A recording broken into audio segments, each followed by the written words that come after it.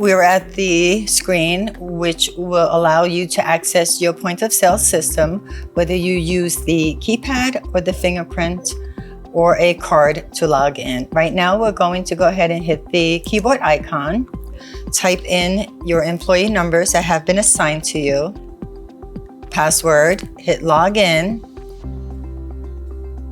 If you notice, a message pops up that says, place your finger on the scanner and wait for the image to show. We are not going to register my fingerprints.